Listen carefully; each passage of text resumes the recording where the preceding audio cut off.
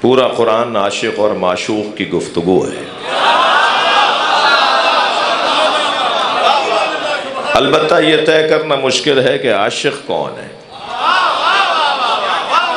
اللہ عاشق مصطفیٰ ہے یا مصطفیٰ عاشق الہی ہے؟ کبھی وہاں سے لہجہ عاشقانہ ہے، کبھی یہاں سے لہجہ عاشقانہ ہے۔ وہ جب اپنے آپ سے پیار کرتا ہے تو مصطفیٰ کو خلق کرتا ہے۔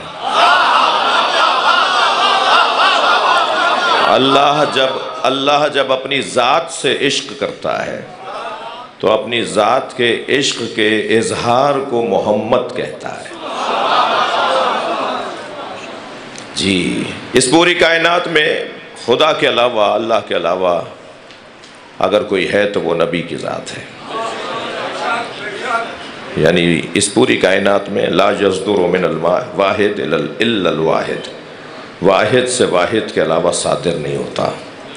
اس پوری کائنات میں اللہ کے بعد اگر کوئی ہے اور بس وہی ہے تو وہ نبی کی ذات ہے۔ باقی جو کچھ ہے وہ ان کے طفیل میں ہے۔ اس پوری کائنات میں اللہ کے بعد نبی اور نبی کے بعد علی، اور وہ بھی جو نبی کے بعد علی ہے نا، وہ بھی نبی کے نور کا ٹکڑا ہے۔ ہاں، اللہ نے علیحدہ سے مولا علی کے نور کو خلق نہیں کیا، بلکہ نبی فرماتے ہیں انا وعلی من نور واحد، میں اور علی ایک نور کے دو حصے ہیں۔ اللہ نے نور مصطفیٰ کو بنایا اور پھر اس نور کا ٹکڑا کیا، اس ٹکڑے کا نام علی رکھ دیا۔ یاد رہے کہ جز کا محتاج ہوتا ہے، جز ملیں گے تو کل بنے گا۔ اور مولا علی کو مولا نبی کا محتاج بنا کر بتایا، جو محتاج ہو وہ صمد نہیں ہوتا، جو صمد نہ ہو وہ اللہ نہیں ہوتا۔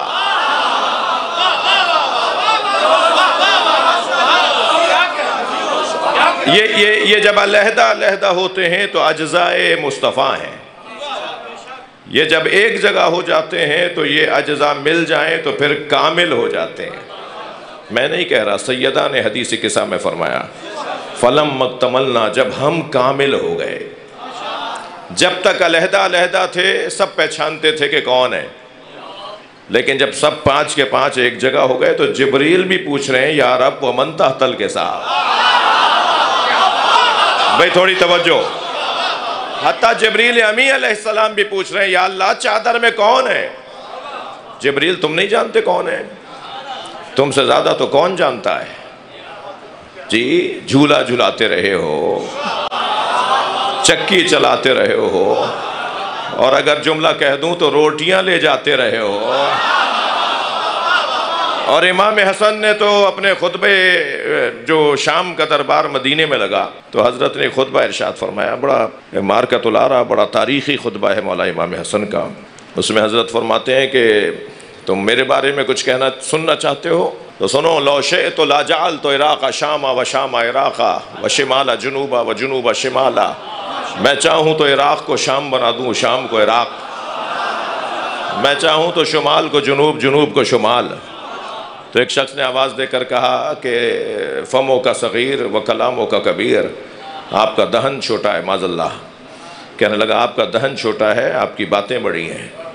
تو فنظر الیہ شذرا، امام نے اسی کو غور سے دیکھا اور فرمایا اما تستحین تجلسین فی الرجال،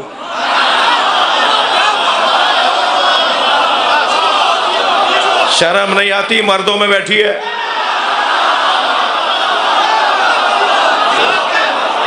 وہ ایک عجیب منظر بنا،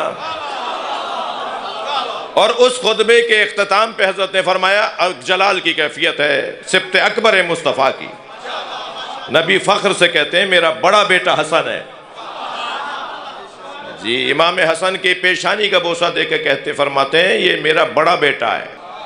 جی، پھر حضرت جلال میں آ کے فرماتے ہیں سنو، العرش و سریری، عرش میرے آرام کی جگہ ہے۔ عجیب لہجہ ہے، میں عربی پڑھ رہا ہوں، سرچ آپ کر لیجئے گا، اس کے 50 حوالے آپ گوگل پہ نکال لیں گے، مجھ سے عربی مانگی ہے۔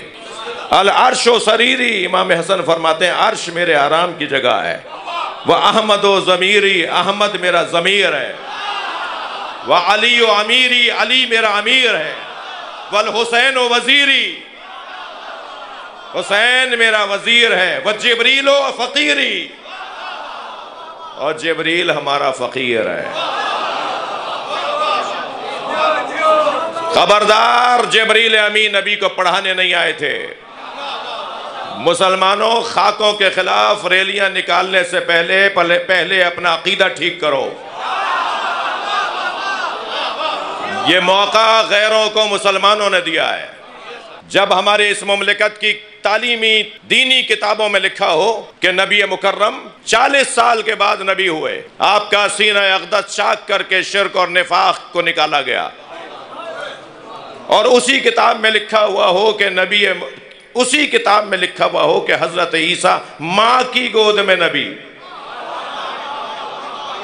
قرآن یہ کہہ رہا ہے کہ حضرت عیسیٰ حضرت مریم کی گود میں فرما رہے ہیں انی عبداللہ آتانی الکتاب وجعلنی نبیا، میں اللہ کا بندہ ہوں، مجھے کتاب دے کر بھیجا ہے، مجھے نبی بنا کر بھیجا ہے۔ جو ماں کی گود میں نبی ہو وہ نبی مکرم کے آخری جانشین کے پیچھے نماز پڑھے گا، اور اگر امت کا ایک طبقہ یہ کہے کہ نبی 40 سال کے بعد نبی ہوئے، تو پھر موقع مل رہا ہے نا بہت سارے اور لوگوں کو کچھ کہنے کا۔ خفا نہ ہو تو ایک جملہ کہوں، آپ سے اگر کوئی کہے نا کہ نبی 40 سال کے بعد نبی ہوئے، تو کہہ دیجئے گا تمہیں آنے میں 40 سال دیر لگی ہے۔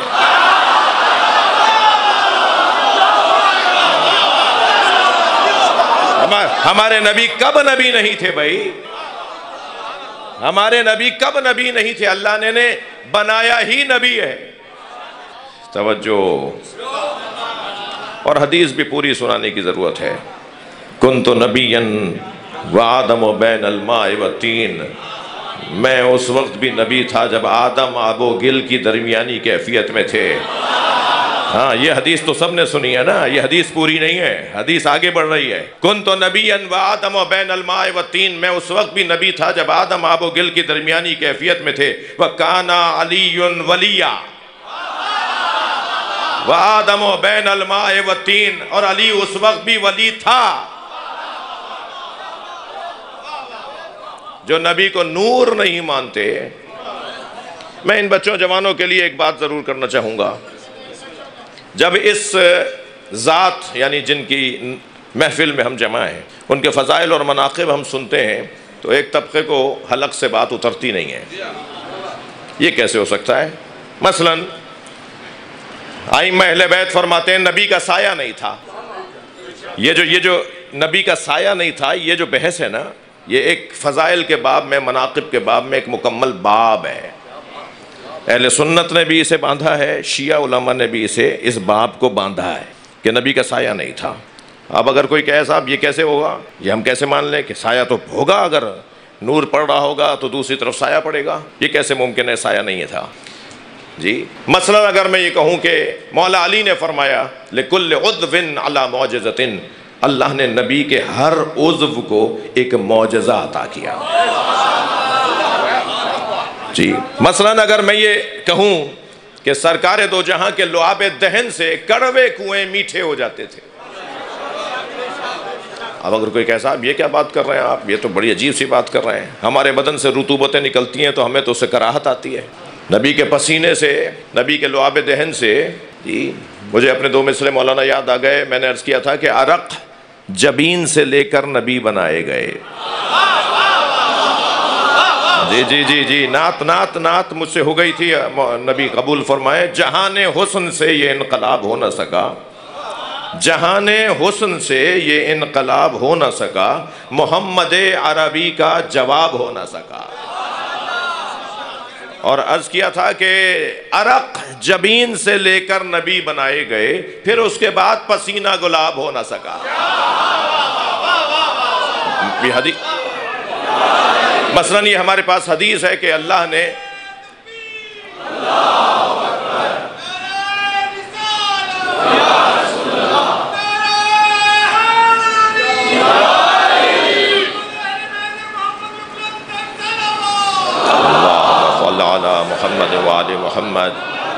مثلاً اگر میں یہ واقعہ اور یہ بات اور یہ پہلو سرکار کی عظمت کی بیان کروں کہ نبی مکرم جب کسی سواری پر بیٹھ جاتے تھے تو لم یسن ولم یحرم، نہ وہ بوڑھی ہوتی تھی نہ بیمار۔ ہاں، سرکار خچر پر بیٹھے، سرکار گدھے پر بیٹھے، سرکار اونٹنی پر بیٹھے، سرکار اونٹ پر بیٹھے، سرکار گھوڑوں پر بیٹھے، تقریباً 17 سواریاں تھیں سرکار کے پاس۔ جس سواری پہ سرکار بیٹھے، سرکار کے بیٹھنے کی وجہ سے وہ سواری نہ بوڑھی ہوتی تھی نہ بیمار۔ احباب تشریف فرما ہے، جانوروں کا ذوق اور شوق رکھنے والے بھی لوگ، اور ضروری بھی ہے، ائمہ کا حکم بھی ہے اور سنت بھی ہے نبی کی اور آل نبی کی، اصحاب مصطفیٰ کی، کہ جانوروں کے ساتھ کچھ وقت گزارا کرو۔ تو جانوروں میں جو گھوڑا ہے نا، یہ 25 سے 30 سال کی عمر میں بوڑھا ہو کے مر جاتا ہے، اس کی زیادہ سے زیادہ عمر 30 سال ہے۔ 30 سال سے زیادہ معمولاً گھوڑا زندہ نہیں رہتا جی۔ یہ نبی کے بیٹھنے کی برکت تھی، جو 50 سال بعد بھی کربلا میں جوان تھا۔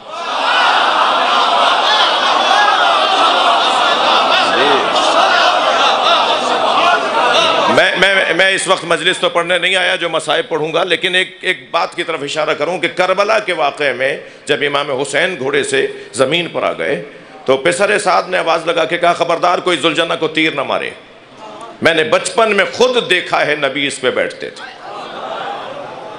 اس کو تبرک کے طور پر لے کر آؤ۔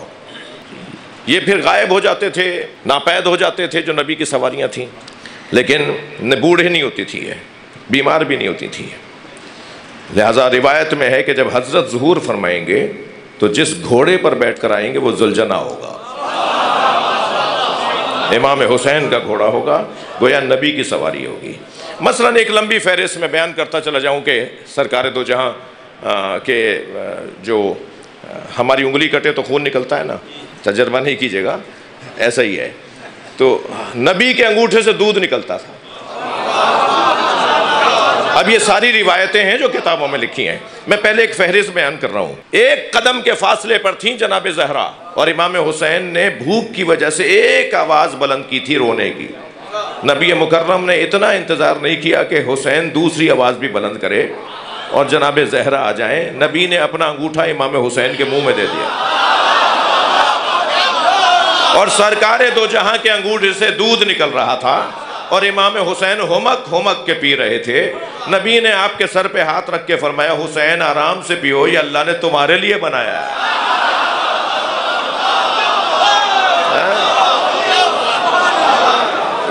تو یہ ساری وہ روایتیں ہیں جو سنی شیعہ کتابوں میں، لہٰذا کیونکہ مجھے معلوم ہے آج کا یہ جو عنوان ہے، آج کا جو میلاد ہے، اس میں میرے سنی بھائی بھی تشریف فرما ہیں اور شیعہ بھی ہیں، اور یہ ایک ایسا عنوان ہے جس پہ ہم مل کر نبی کو یاد کر رہے ہیں اور کلمہ پڑھنے والے سب جمع ہیں۔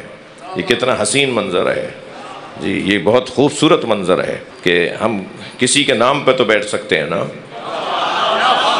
تو ہم جس کے نام پر بیٹھ سکتے ہیں اس کا نام زیادہ لینے کی ضرورت ہے،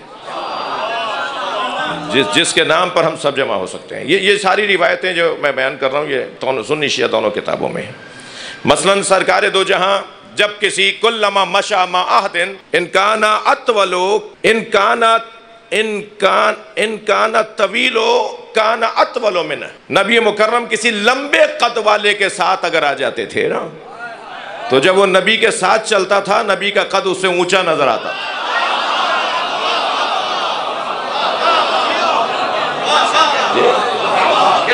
یہ وہ ساری روایات، مثلا میں نے ابھی عرض کیا آپ سے کہ نبی کا سایہ نہیں تھا۔ یہ ایک سنی عالم دین فرماتے ہیں کہ ان النبی ذل اللہ، نبی اللہ کا سایہ تھے، وَإِنَّ ذِلَّ لَا ذِلَّ لَهُ، اور سائے کا سایہ نہیں ہوتا۔ کتنا اچھا جملہ ہے کسی سنی عالم دین کا، نبی کا سایہ کیوں نہیں تھا بھائی؟ اب اس علتوں پر ہم نہیں جا رہے، یعنی اس پہ اگر ایک ایک کے اوپر بات کریں گے تو ایک لمبی گفتگو ہو جائے گی، اور شاید مجھ حقیر فقیر مجھ طالب علم کو ایک اشرہ چاہیے جو ایک ایک فضیلت کی سائنسی اور عقلی اور آج جدید علوم کے حساب سے تشریح کی جائے۔ جدید جنہیں اپنے جسم کا نہیں سایہ، جی جنہیں اپنے جسم کا نہیں سایہ، وہ سایہ ہے علی ولی اللہ۔ انہیں آپ کو آوا مانگ کے منگوایا وے علی ولی اللہ۔ کشتی نو دی تھوڑی جنی علی،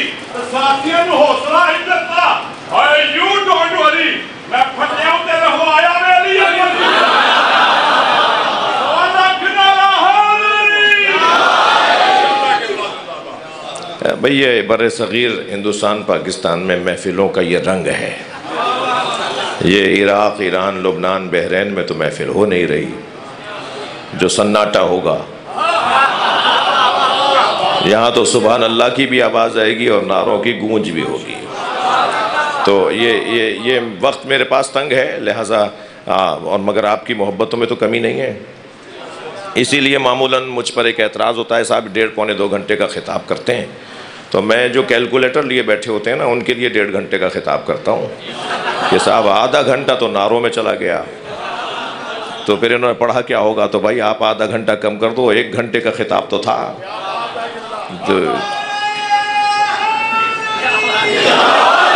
بلند صلوات.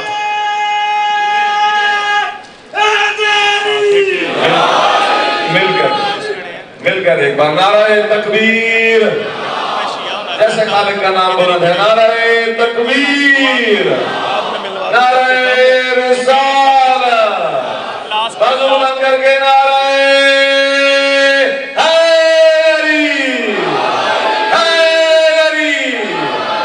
بھائی نبی کا سایہ نہیں تھا. میرا دل کہہ رہا ہے ایک جملہ دیا کرنے کو.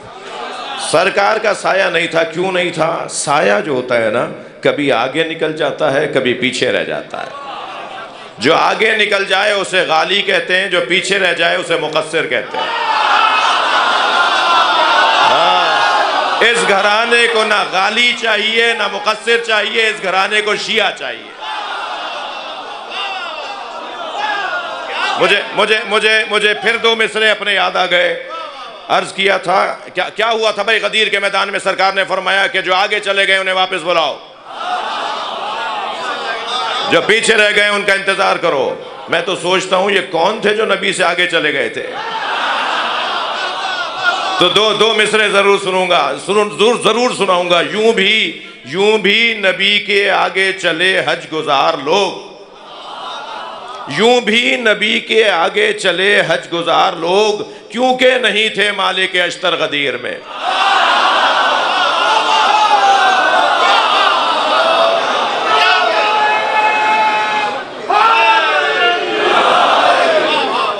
میں یہ لسٹ اس لیے جلدی عرض کر رہا تھا، ورنہ ایک نقطے پہ رکنے کا دل کر رہا ہے. سرکار کی سواریوں کے معجزے اگر میں آپ کو سناؤں گا نا، تو میں نے کہہ دیا ابھی آپ سے کہ سرکار کی صرف سواریوں کے معجزے اگر سنائے جائیں تو اس کے لیے ہی مجھ طالب علم کو بہت وقت چاہیے. کبھی غور فرمایا کہ نبی مکرم جب مدینہ منورہ میں داخل ہوئے تو ہر شخص چاہتا تھا نا کہ سرکار اس کے گھر میں قیام کریں. ہر چاہنے والا یہی چاہے گا نا کہ نبی اس کے گھر میں قیام فرمائے. سرکار نے فرمایا میری اونٹنی جس کے دروازے پہ گھٹنے ٹیکے گی.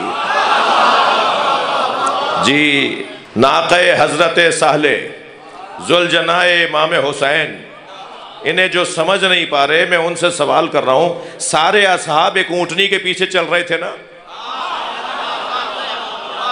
یہ جہاں رکے گی وہیں ہم بھی رک جائیں گے. یہ اللہ کا نظام ہے. یہ جانور نظر آ رہا ہے مگر نبی کی سواری ہے. اگر سواری بھی نبی کی ہو جائے تو وہ عام نہیں رہتی، تو نبی کی اولاد عام لوگوں کی طرح کیسے ہوتی؟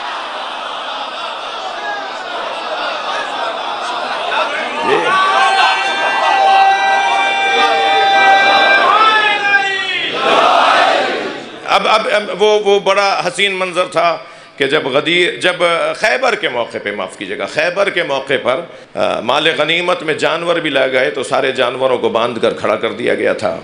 تو حضرت نے دیکھا کہ ایک گدھا ہے جو رسی چھڑوانا چاہتا ہے، بار بار اپنی رسی کھینچ رہا ہے.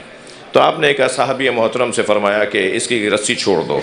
جب اس کی رسی چھوڑی گئی تو وہ دوڑتا ہوا آیا اور نبی کے پیروں کا اس نے بوسہ دیا اور نبی سے اس نے کچھ کہا.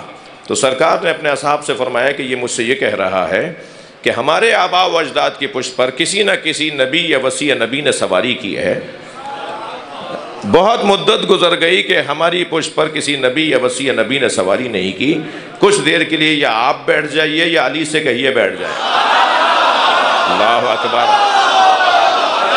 تو مولا نبی نے کچھ دیر کے لیے سواری فرمائی اور اس کے بعد فرمایا کہ آج کے بعد یہ گدھا جو ہے یہ مجھ سے منسوب ہے، لہٰذا یہ میرا ہے. اور آپ نے فرمایا اس کا نام میں لکھتا ہوں، اور نام رکھا حضرت نے یافور، یا عین فے واو رے، یافور. نبی کے بیٹھنے کی برکت سے وہ اتنا ذہین ہو گیا تھا کہ سرکار اس پر کوئی سامان رکھ کر فرماتے تھے نا کہ فلاں صحابی کو دے آؤ، یہ اسی کو دے کر آتا تھا۔ فرماتے تھے نا فلاں کو بلا کر لے آؤ، تو یہ اسی کے دروازے پہ جا کے آواز لگاتا تھا۔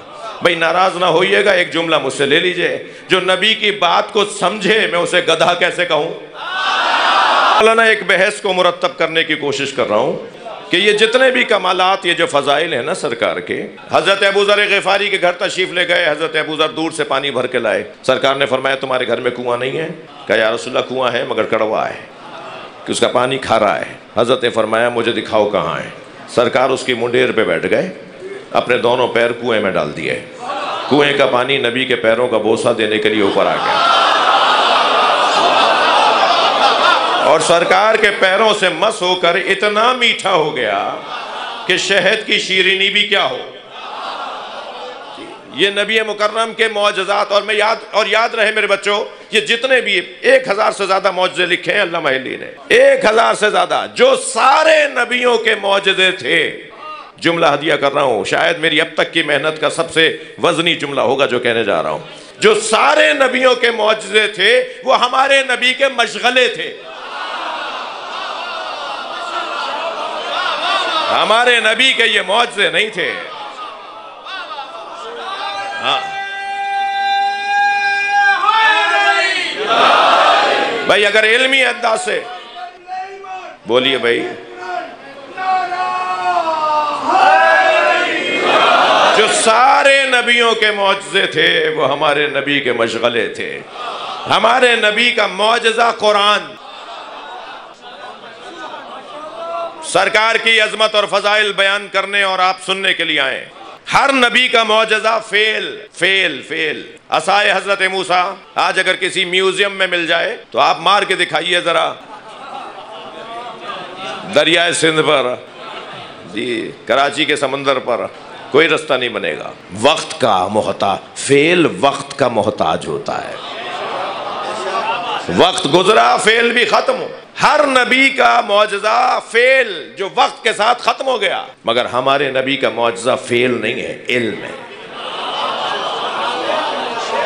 ہاں علم تو پھیلانے سے بڑھتا ہے، ختم نہیں ہوتا۔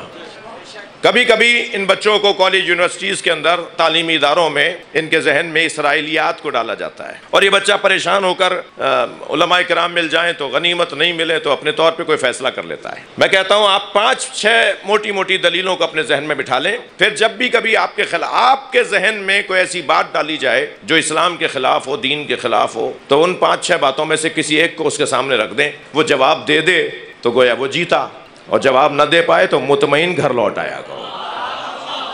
ان 5-6 باتوں میں 2 باتیں بتا دوں، میرا مضمون کیونکہ اس سے ہٹ جانے کا خوف ہے مجھے، تو 2 باتیں صرف بتا رہا ہوں۔ ایک تو آپ جب بھی آپ سے کوئی اسلام کے خلاف، دین کے خلاف، نبی مکرم کے بارے میں، اللہ کے بارے میں کوئی شک و شبہ کی بات کرے تو اس کے سامنے کہہ دیا کرو کہ قرآن نے 1400 سال پہلے کہا ہے کہ اگر تم سچے ہو تو قرآن کے 114 سوروں میں سے کسی ایک سورے جیسا سورہ لے آؤ۔ بھائی 40 کے قریب عرب ممالک ہیں دنیا میں، یہ جو قرآن عربی میں آیا ہے تو 40 ان ممالک میں تو عربی ادیب ہوں گے نا، پھر ہمارے ملکوں میں بھی ہیں عربی ادیب، بڑے ادیب ہیں بھائی، بڑے دانشور ہیں عربی ادب کے۔ یہ دنیا میں کروڑوں کی تعداد میں عربی جاننے والے، بولنے والے، اور ان میں لاکھوں کی تعداد میں ادیب ہیں۔ 114 سورے ہیں قرآن کے، کوئی ایک سورہ اس کے ٹکر کا لے آؤ۔ کیوں خواہ اتنے بجٹ پاس کرتے ہو؟ کیوں خواہ اتنے کوششیں کرتے ہو؟ کیوں خواہ اتنی سازشیں کرتے ہو؟ بڑے ٹھنڈے کمرے میں بیٹھ کر کوئی ایک سورہ بنا لو تو اسلام لپٹ جائے گا، تم جیت جاؤ گے۔ اسلام ہارے گا، تم کامیاب ہو جاؤ گے۔ یہ تو 1400 سال پہلے سے اللہ کا دعویٰ ہے نا، قرآن کا دعویٰ ہے جی۔ اگر تم سچے ہو فاتو بسورۃ من مثلہ، تو اس قرآن جیسے سوروں میں سے، قرآن کے سوروں میں سے کوئی ایک سورہ لکھ کر لے آؤ۔ یہ تو 1400 سال سے قرآن کہہ رہا ہے نا، مگر نہیں لے کر آئے۔ پروفیسر گنگوی ہندوستان علی گڑھ یونیورسٹی میں عربی ادب کیا لیکچر لے رہے تھے، لیکچر دے رہے تھے، کلاس لے رہے تھے، تو ایک مرتبہ ایک طالب علم نے کھڑے ہو کر کہا کہ استاد، قرآن کا 1400 سال پرانا دعویٰ ہے کہ قرآن کے سوروں جیسا کوئی ایک سورہ لے آؤ تو تم جیتے ہمارے، تو ہم سب مل کر، پوری دنیا کے ادیب مل کر یہ کام کیوں نہیں کر لیتے؟ مسلمان ایک لمحے میں ختم ہو جائیں گے، ان کا دعویٰ جھوٹا ہو جائے گا۔ تو کہنے لگے خبردار بیٹا، آئندہ یہ باتیں مت سوچنا، یہ 1400 سال سے بڑی کوششیں ہوئی ہیں، کوئی کچھ نہیں کر پایا، اور خبردار خامخواہ اپنا وقت ضائع مت کرو۔ قرآن کا ایک چھوٹا بھائی ہے جسے نہج البلاغہ کہتے ہیں، لوگ نہج البلاغہ کا جواب نہیں لا سکے تو قرآن کا جواب کیا لائیں؟ ایک اصول یہ دے دیں آپ اپنے اطمینان ایمان کے لیے، اپنے اطمینان قلب کے لیے، ایک دلیل یہ نبی کا معجزہ قرآن، اور دوسری دلیل دے دوں؟ دوسری دلیل یہ ہے، تشریف لائیے، دوسری دلیل یہ ہے، ایک موٹی دلیل وہ یہ کہ ہر جگہ ایک ہی آواز، ہر جگہ ایک ہی پکار، میرٹ پہ تقرریاں ہونی چاہیے، میرٹ پہ تبادلے ہونے چاہیے، میرٹ پہ پارٹی ٹکٹس ملنے چاہیے، میرٹ پہ داخلے ہونے چاہیے۔ 1400 سال سے ہم کوشش ہی یہ کر رہے ہیں کہ مسلمانوں کو سمجھائیں کہ نبی کے بعد میرٹ پہ ماننا چاہیے، جو سب سے بڑا عالم ہے اسے سب سے پہلے مانو، جو سب سے بڑا شجاع ہے اسے سب سے پہلے مانو۔ یہ عجیب بات نہیں ہے؟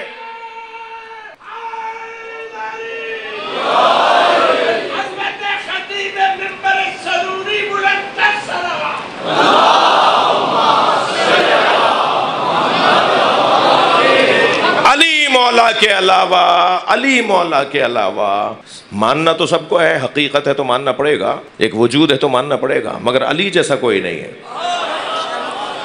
علی مولا کے وجود کو پیش کر دیں اس انسان کے سامنے جو اللہ کے نظام کے خلاف بول رہا ہو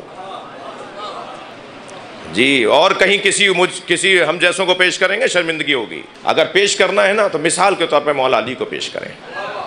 1400 سال کے بعد آج بھی علی علی ہے۔ میں بہت دیر نہیں روکوں گا آپ کو، مگر ایک جملہ ضرور دل کہہ رہا ہے کہہ دوں، میں شہنشاہ حسین نقوی زندہ ہوں، اس پر مجھے شک کرنا چاہیے، علی زندہ ہیں اس پہ یقین ہونا چاہیے۔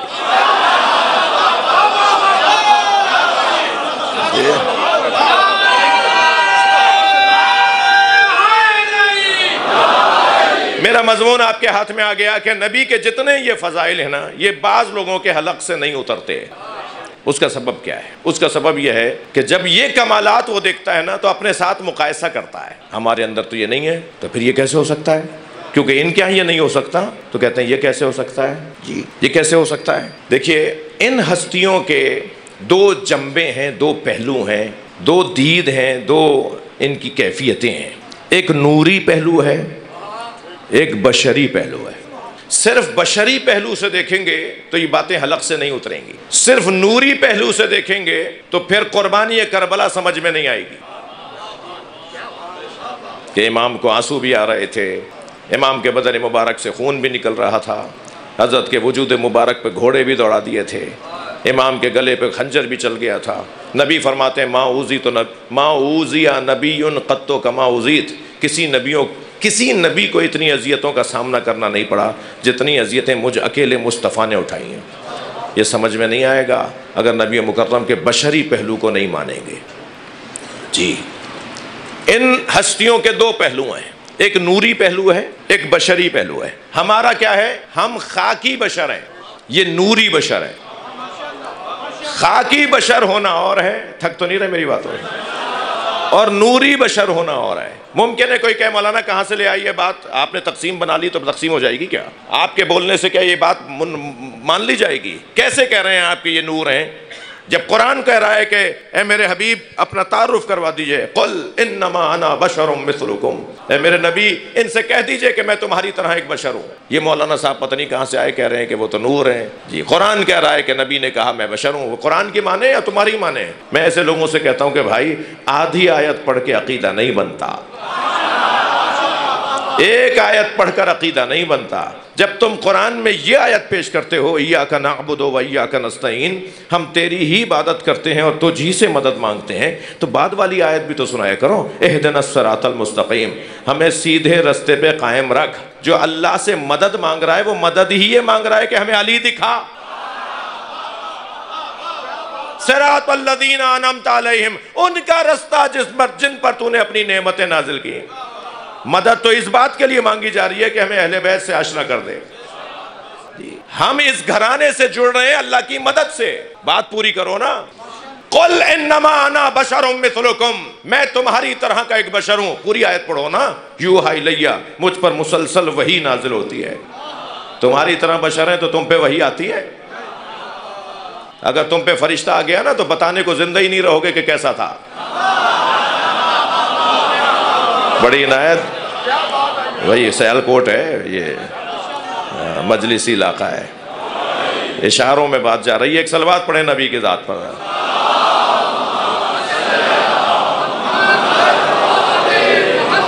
اچھا، میں نے بیٹھتے وقت ٹائم نہیں دیکھا تھا، ابھی میرا اصلی مضمون بھی شروع نہیں ہوا ہے۔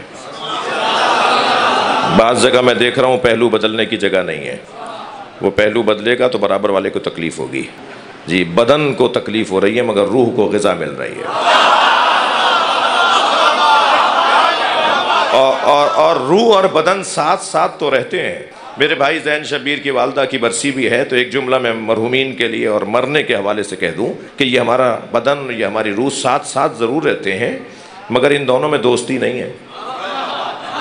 ہاں، روح اور بدن ساتھ رہتے ہیں مگر دونوں میں دوستی نہیں ہے۔ ایک کی غذا کچھ اور، دوسری کی غذا کچھ اور، ایک کی موت کچھ اور، دوسرے کی موت کچھ اور، ایک کا رستہ کوئی اور، دوسرے کا رستہ کوئی اور۔ روح بلندیوں کی طرف جانا چاہتی ہے، بدن پستیوں کی طرف لے جانا چاہتا ہے۔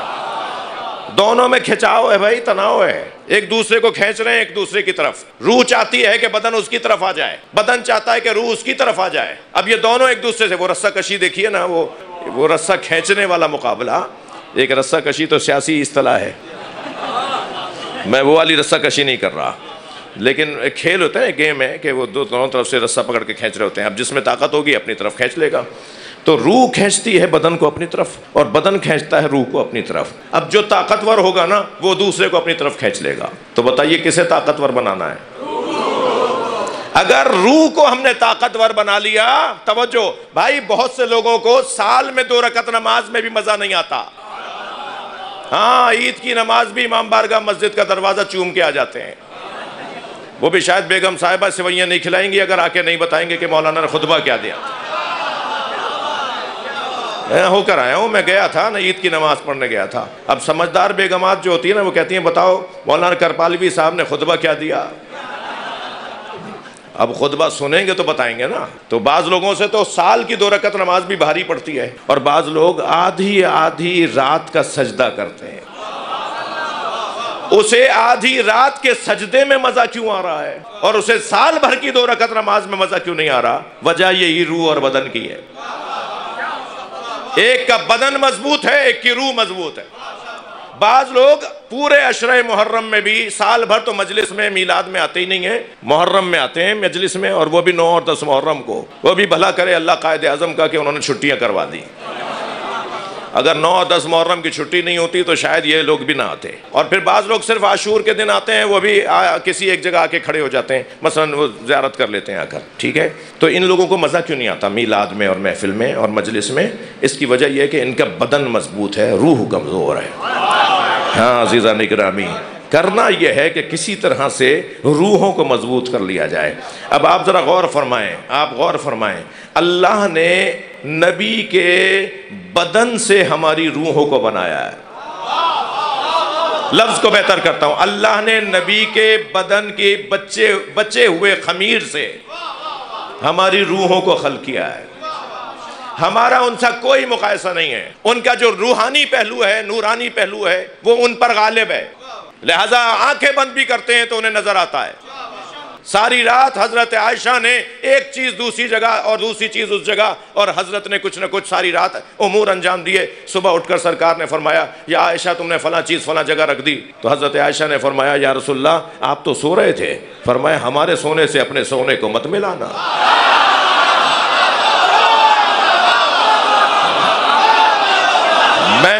میں جیسے جاگتے، صلوات پڑھنے ذرا محمد و آل،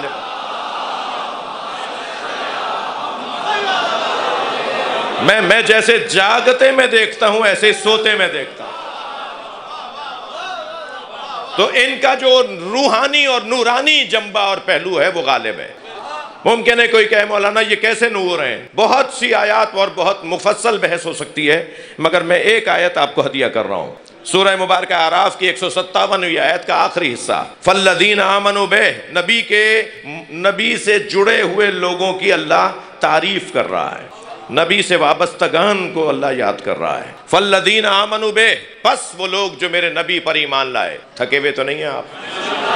پس وہ لوگ جو میرے نبی پر ایمان لائے، فَالَّذِينَ آمَنُوا بِهِ وَعَذَّرُوهُ، جنہوں نے میرے نبی کی تعظیم کی، وَنَصَرُوهُ، جنہوں نے میرے نبی کی مدد کی، وَاتَّبَعُوا نُورَ الَّذِي أُنزِلَ مَعَهُ، اور وہ لوگ کہ جو اس نور کی اتباع کرتے ہیں جو نبی کے ساتھ نازل ہوا ہے۔ قرآن نبی کے ساتھ نازل نہیں ہوا، توجہ چاہوں گا، قرآن نبی کے ساتھ نازل نہیں ہوا، قرآن نبی کے، یہ قرآن مراد نہیں ہے، اس نور کی اتباع جو نبی کے ساتھ نازل ہوا ہے۔ کوئی ایک نور ہے جس کی اتباع کرنی ہے۔ اہل علم بیٹھے ہیں، میں اس وقت پرواز کر رہا ہوں مجلس کے اندر، صاحبان علم تشریف فرمائیں۔ اطاعت اور اتباع میں فرق ہے۔ اطاعت قول میں بھی ہے، فعل میں بھی ہے، مگر اتباع صرف فعل میں ہے۔ کوئی ایک ایسا نور تلاش کرو جو عمل کر کے دکھاتا ہے۔ تو میں ایک نبی کو نور نہیں مان رہے تھے، ہم 14 کو نور مانتے ہیں، اور نبی بدرجہ اعلیٰ نور ہیں۔ ان کا نورانی پہلو جب تک نہیں مانیں گے، مثلا امام حسن فرما رہے ہیں، امام حسین کی شان بیان کرتے ہوئے فرماتے ہیں، ان اخل حسین قد عالمنا علما، میرا بھائی حسین ہم سب سے بڑا عالم ہے، اسقلنا حلما، حلم و بردباری میں ہم سب سے زیادہ سنگین ہیں، وَأَقْرَبُنَا مِن رسول اللہ رحمہ، اور رسول اللہ کی نسبت ہم سب سے زیادہ قربت رکھتا ہے۔ لیکن جس جملے کی خاطر میں نے 3 اور فضیلتیں سنائی، اس میں امام حسن فرماتے ہیں امام حسین کے بارے میں، کانا یقرأ الوحی قبل ان ینطق، حسین نے قرآن نازل ہونے سے پہلے قرآن پڑھ لیا تھا۔ کیسے سمجھیں گے اسے؟ اس بات کو کیسے سمجھیں گے؟ کانا یقرأ الوحی قبل ان ینطق، حسین نے قرآن نازل ہونے سے پہلے قرآن پڑھ لیا تھا۔ کیسے سمجھیں گے اسے؟ یہ حدیث ہے نا، آیت پڑھ دوں، الرحمن علم القرآن خلق الانسان، رحمان وہ ہے جس نے قرآن پڑھایا اور انسان کو خلق کیا۔ یہ کون سا انسان ہے جو خلق ہونے سے پہلے قرآن پڑھ چکا تھا؟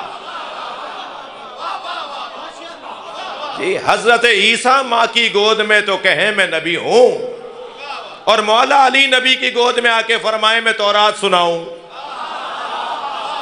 انجیل سناؤں، زبور سناؤں، قرآن سناؤں، تو حلق سے نہیں اتر رہا۔ بھائی یہ نوری پہلو ہے ان کا۔